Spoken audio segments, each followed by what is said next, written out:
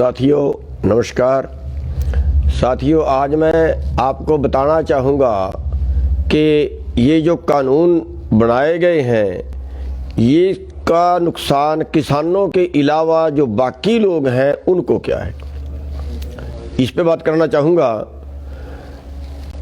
तो जो इन्होंने स्टॉक सीमा तोड़ दी है, 1955 में कानून बनाया गया था कि देश में खाने वाली चीज़ क्या कोई ब्लैक ना कर सके, कोई उसकी काला बाजारी ना कर सके। उसके लिए एक स्टॉक सीमा बना दी थी कि इस इतने अनाज से, इतनी दाल से, इतने खाद्य तेल से ज़्यादा कोई नहीं रख सकता। अगर वो रखेगा तो गैर कानूनी माना जाएगा। तो अब इन्होंने क्या किया है, वो स्टॉक सीमा हटा दी है कि अब जितना मर्जी भंडारण एक ही आदमी कर ले। तो इस कानून से क्या होगा, आपके सामने उदाहरण है 4 साल पहले का। महाराष्ट्र की सरकार ने दाल से स्टॉक सीमा हटा दी, एक गुप्त चिट्ठी लिखी जिसका दुनिया को, देश को पता नहीं लगा, और चंद पूंजीपतियों को उसका पता था। और चंद पूंजीपतियों ने पूरे देश की दाल खरीद के, 7 या 8 लोग थे, वो सारी दाल उन्होंने स्टॉक कर ली। और सारी दाल स्टॉक करने के बाद जब पूरे देश की दाल 7-8 लोगों के कब्जे में चली गई तो फिर उन्होंने उसको ब्लैक किया और 50 रुपए वाली दाल का भाव आपको 200 रुपए देना पड़ा।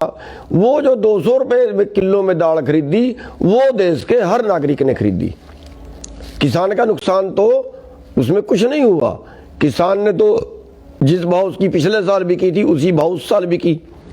लेकिन पूरे देश को जो अनाज खाते हैं, जो दाल खाते हैं, जिसने भी वो दाल खरीदी 200 रुपए किलो में खरीदी और पूरे देश को की जेब से पैसा निकला और वो उन 7 या 8 व्यापारी जो थे, पूंजीपति जो थे, उनकी जेब में गया।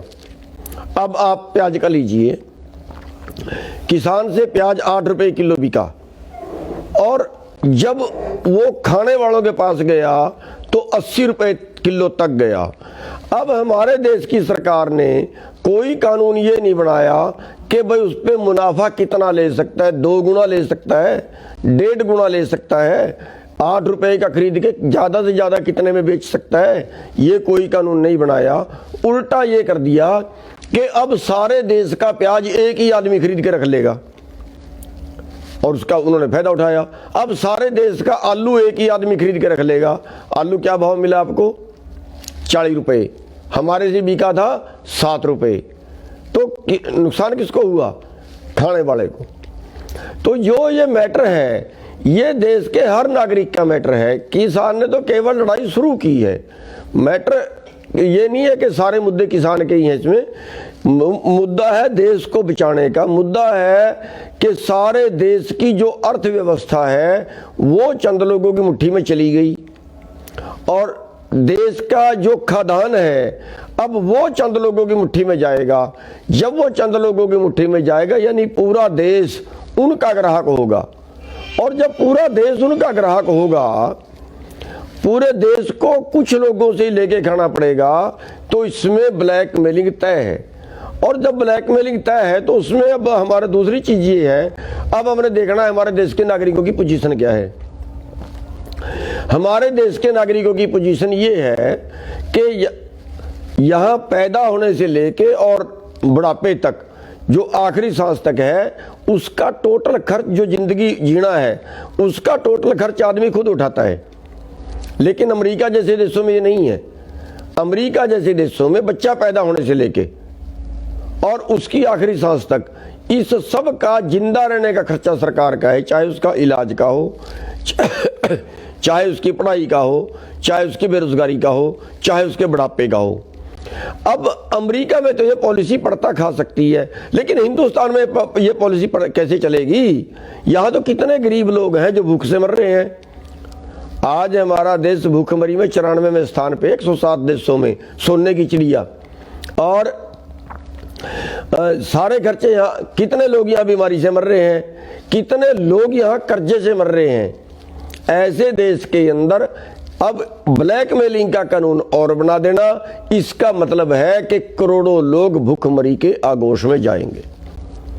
तो इसलिए मैं इस पॉइंट पे ये समझाना चाह रहा था कि ये केवल किसान का मैटर नहीं है, केवल पंजाब का मैटर नहीं है, केवल सिखों का मैटर नहीं है। भूख सबको लगती है, सब खाते हैं, ये पूरे देश का मैटर है। और लेकिन बीजेपी इसको कभी पंजाब का बोल देती है, कभी इसको खालिस्तानी बोल देती है, कभी कहते हैं चंदा पाकिस्तान से आ गया, कभी कहते हैं चीन से फंडिंग आ गई, कभी हरियाणा और पंजाब का कह देते हैं। ये लड़वा रहे हैं। इस बात को देश का हर नागरिक समझे। और इसलिए मैं हर नागरिक से अपील करना चाहूंगा कि जो गणतंत्र दिवस की का प्रोग्राम है, ट्रैक्टर परेड का, वो जितने दिल्ली में आ सकते हैं वो दिल्ली में आए, और जितने दिल्ली में नहीं आ सके, बहुत दूर के लोग हैं, वो हर नागरिक अपने जिले में प्रदर्शन करे, मोटरसाइकिल से, कार से, ट्रैक्टर से, जिस चीज से भी वो एक परेड करे, ट्रैक्टर एक प्रदर्शन करे, ताकि पूरे देश का विरोध। अब सरकार क्या कहती है कि तो थोड़े जो है ये हरियाणा पंजाब वाले लगे हुए हैं, थोड़े से दूसरे राजस्थान से आगे, कोई उत्तराखंड से आगे, ज्यादा लोग नहीं है।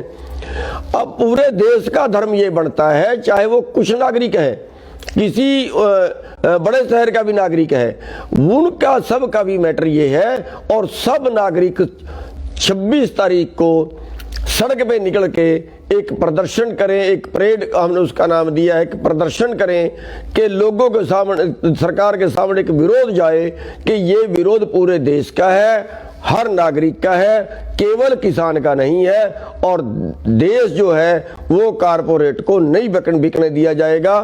कारपोरेट पूरे देश पे कब्जा नहीं कर सकता। देश आपका है, देश बीजेपी का या किसी का नहीं है, कारपोरेट का नहीं है।